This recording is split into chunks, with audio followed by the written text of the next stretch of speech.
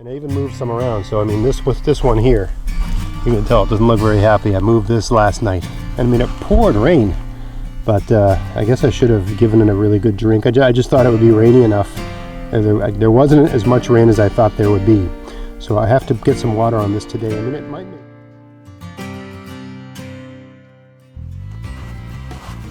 Hey, it's Greg here. I'm out in the garden, and I thought I'd do a short video just speaking about moving plants and dealing with the conditions that surround that event. So, as many of you that follow the channel know, I start a lot of plants under plastic, under domes, in my cold frames, and then I wait for a string of rainy days and pick the plants up and sort of scoop underneath them with my hands. My soil's nice and soft usually, and I make a little hole and stick them in the hole.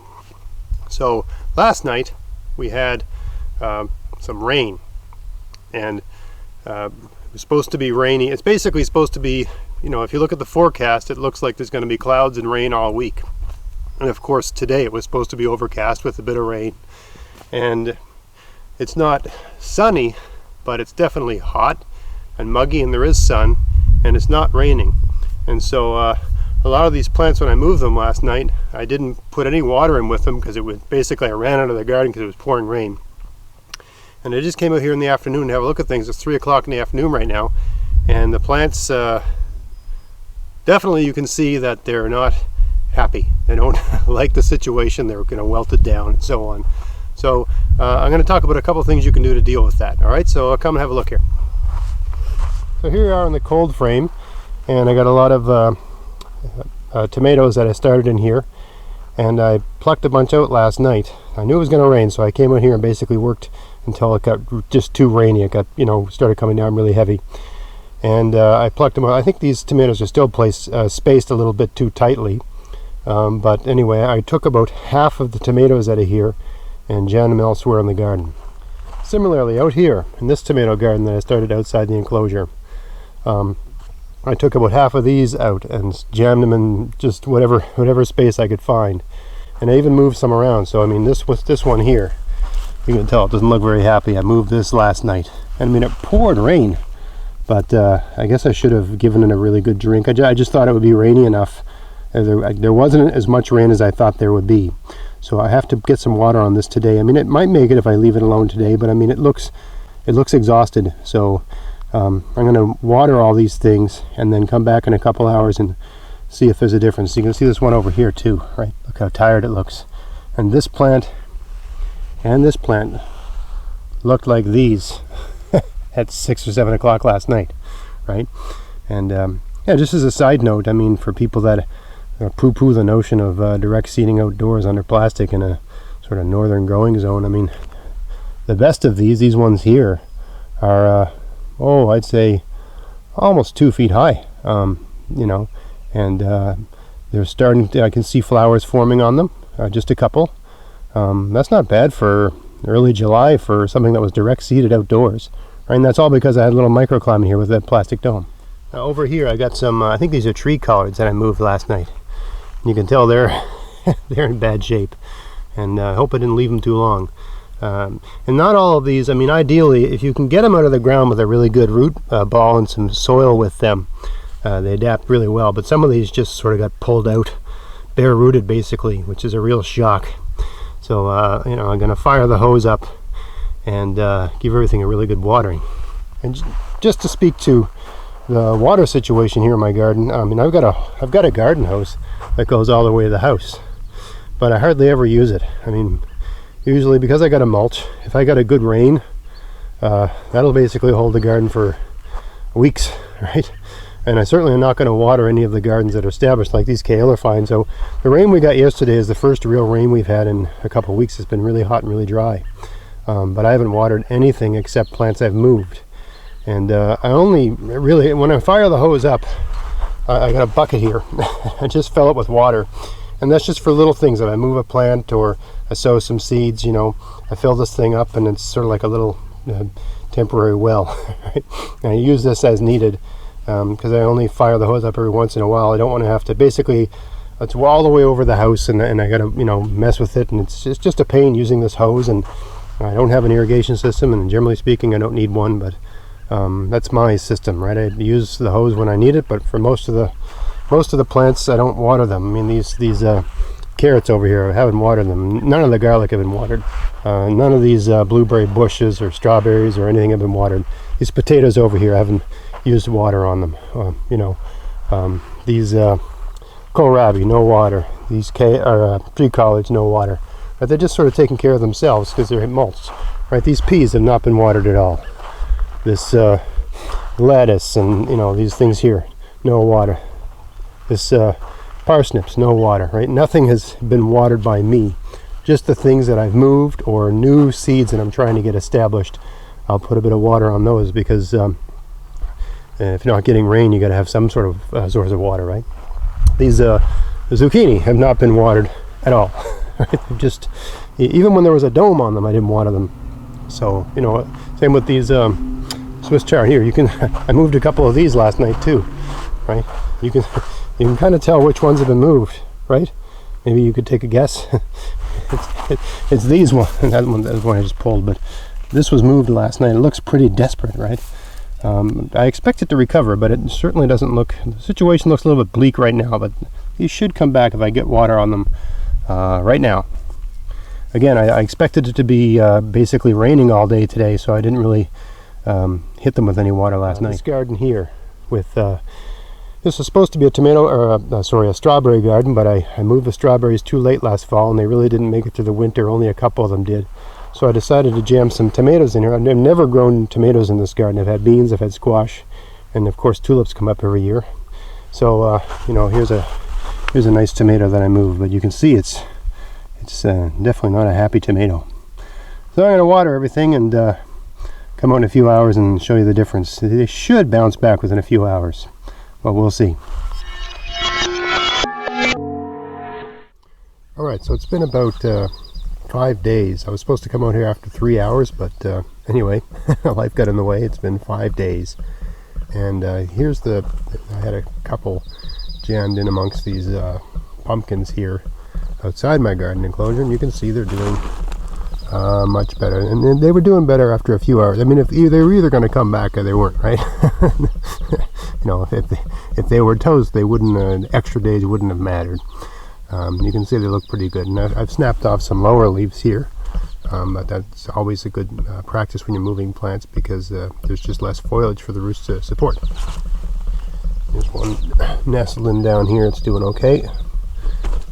This guy over here. All right, let's look at some of the other ones. So I had a bunch of them jammed in this tulip garden, which no longer has tulips. And if you remember what they were like, this one is doing way better. I mean, look, it just looks like it was here all along, right? I mean, these have not grown this week, so they were set back a little bit, but probably just a week, I'd say. They're probably going to pick up, really soon. So yeah, this one looks good. I mean, all of the tomatoes in this bed look good. I should probably take off some of these lower leaves. And a plant will, when you move a plant like that, sometimes it'll sacrifice its lower leaves, right? So it's a good idea. It's sacrificing them anyway.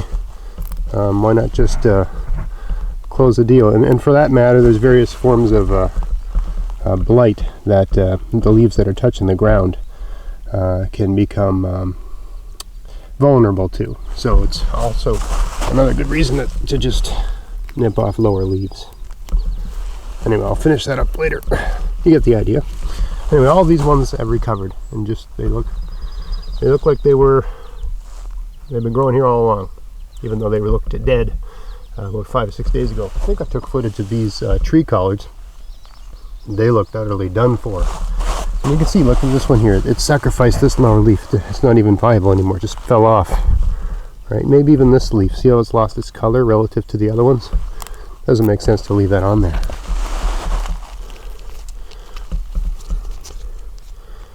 We take one of these leaves off in a little bit. Anyway, you can see they have recovered, right? They've sacrificed a couple lower leaves, and then they'll continue on. Now they're behind the plants that I got to stay in place, right? These ones weren't moved. These tree collards, and they're a good, 18 inches high, right? Same with over here. You got the kohlrabi that weren't moved, nice and big and fat, and then the ones that were moved, a little bit behind, right? But that's okay.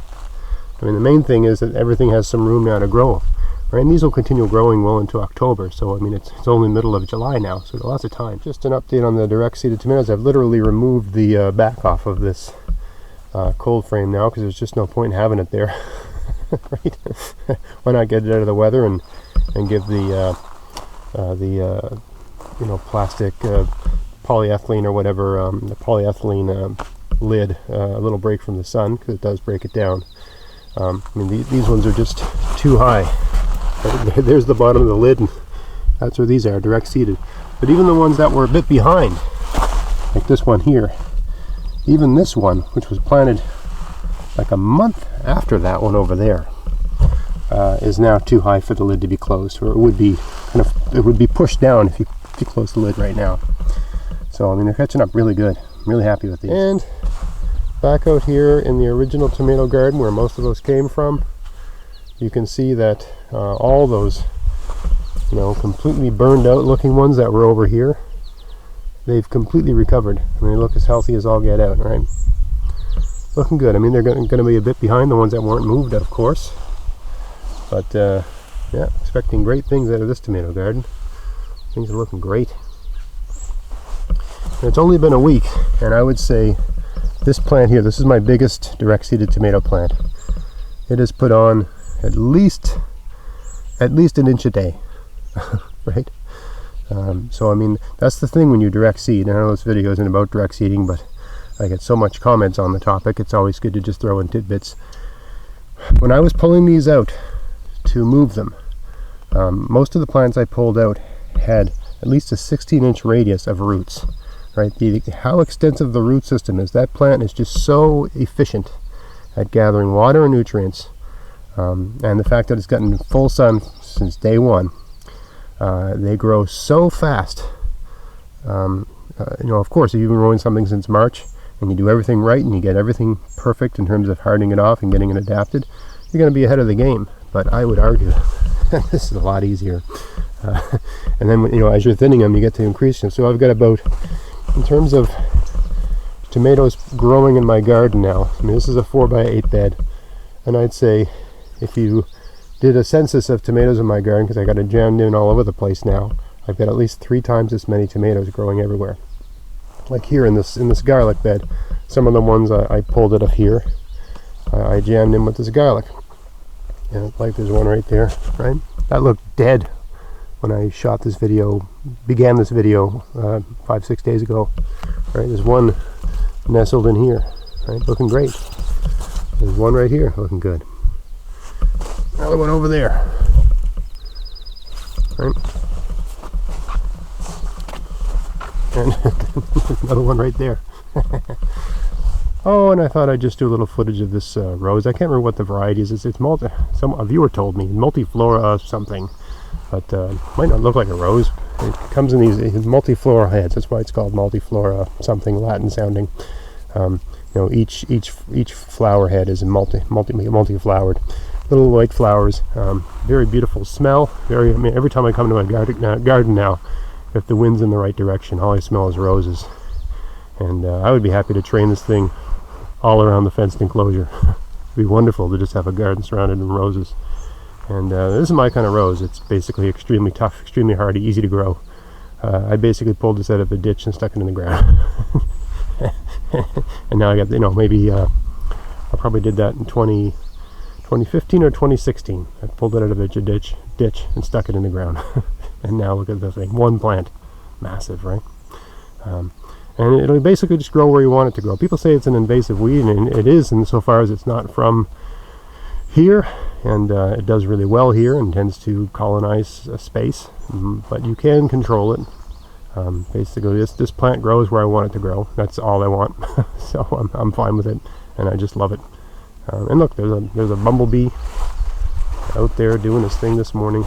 It really does, you know, when it's a bit cool outside right now, it's, you know, maybe 17, the sun's just coming up, but this thing is just buzzing with bees and everything else as the day as the day goes on. When you're moving plants, the ideal thing is to have a string of rainy days at the beginning, and even if you got to be out in the rain for a bit doing it, it really does improve the chance of success.